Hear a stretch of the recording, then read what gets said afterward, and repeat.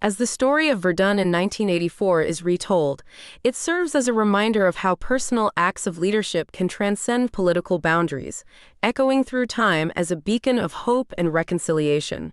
In the year 1984, the world turned its gaze towards Verdun, a name etched deeply into the annals of human history, synonymous with the cataclysmic struggle known as the Battle of Verdun. This battle, which raged from February 21st until December 19, 1916, was not just a military engagement.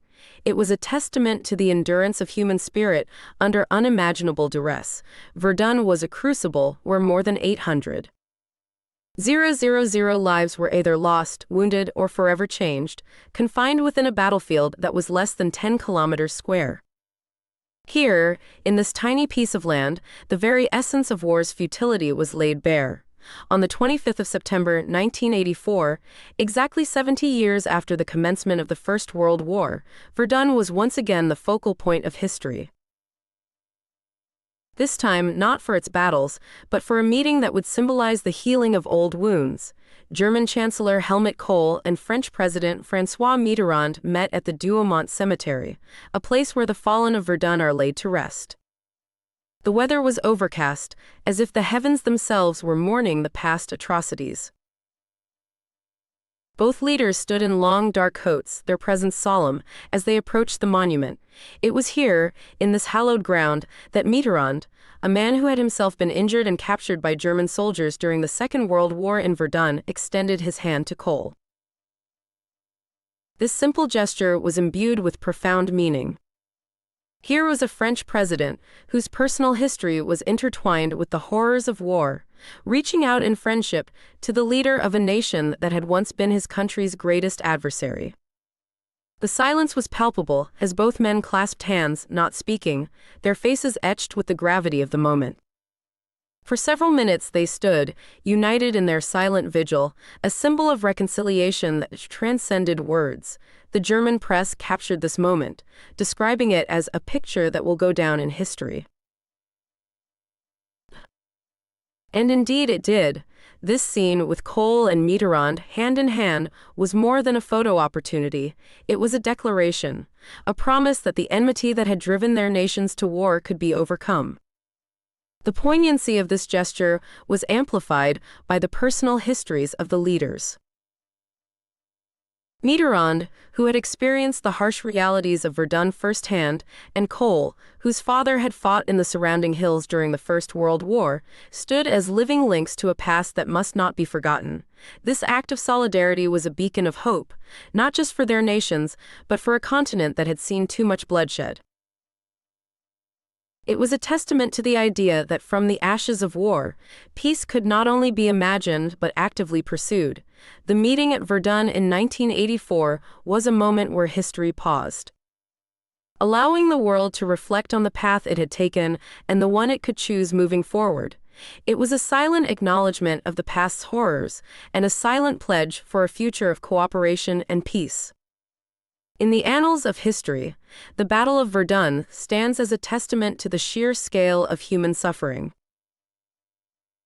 This was not just a battle, it was an ordeal that stretched the very limits of human endurance and sanity.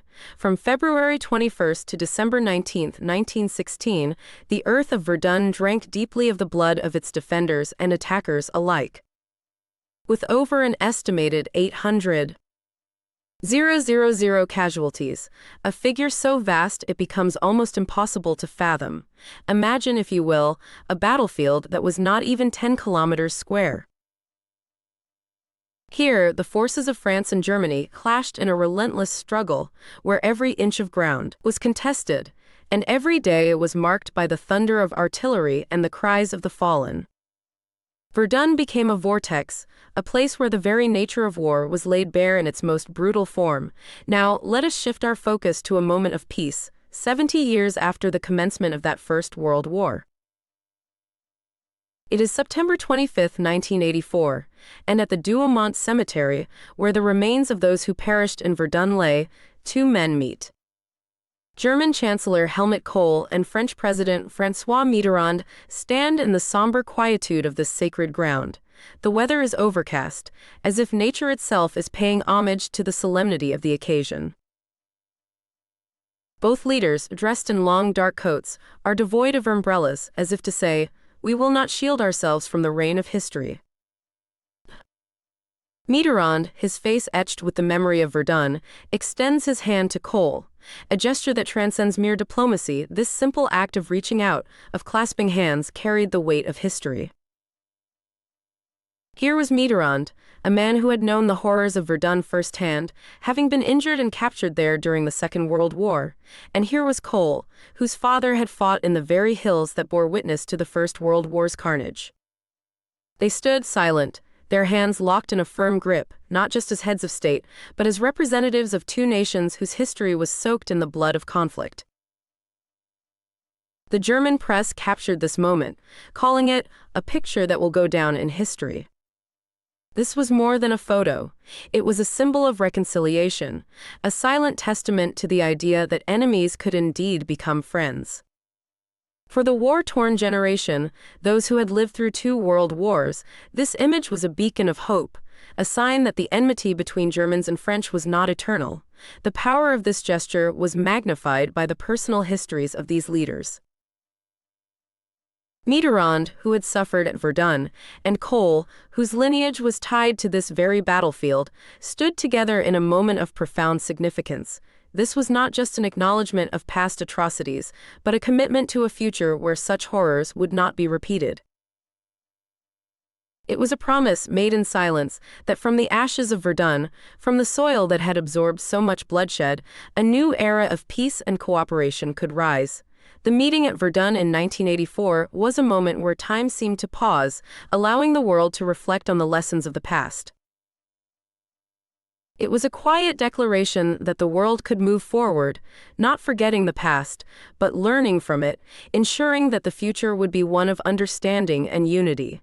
The Battle of Verdun, etched into the collective memory of humanity, represents a pinnacle of human sacrifice and suffering.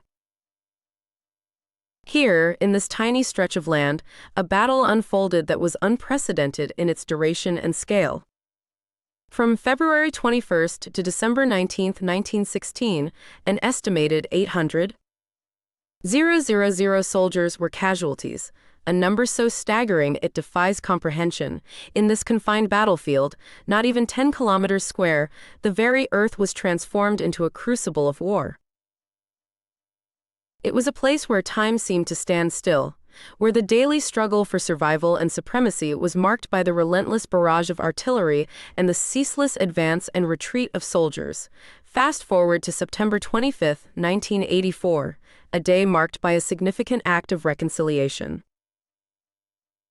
At the Douaumont Cemetery, a place where the remnants of those who fell at Verdun are interred, German Chancellor Helmut Kohl and French President Francois Mitterrand came together.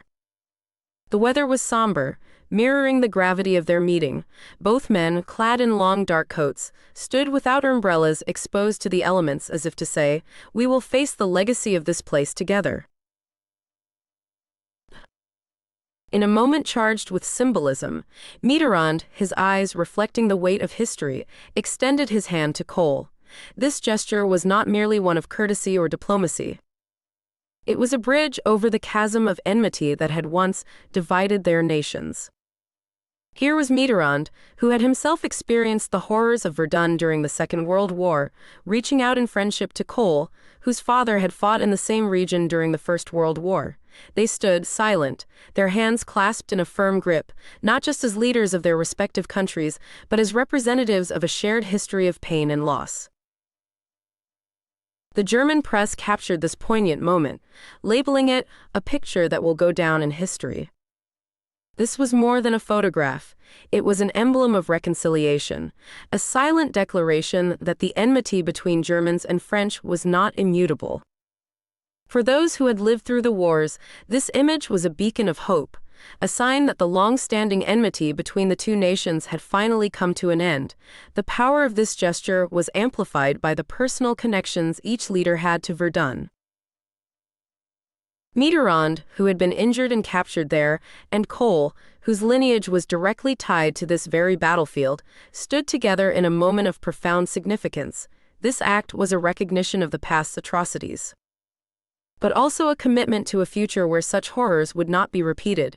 It was a pledge, made in silence, that from the ashes of Verdun, from the soil that had absorbed so much bloodshed, a new era of peace and cooperation could rise. The meeting at Verdun in 1984 was a moment where time paused, allowing the world to reflect on the lessons learned from a frightful past. It was a silent acknowledgement that the path of war could be transcended, that enemies could become friends, and that the future could be one of understanding and unity.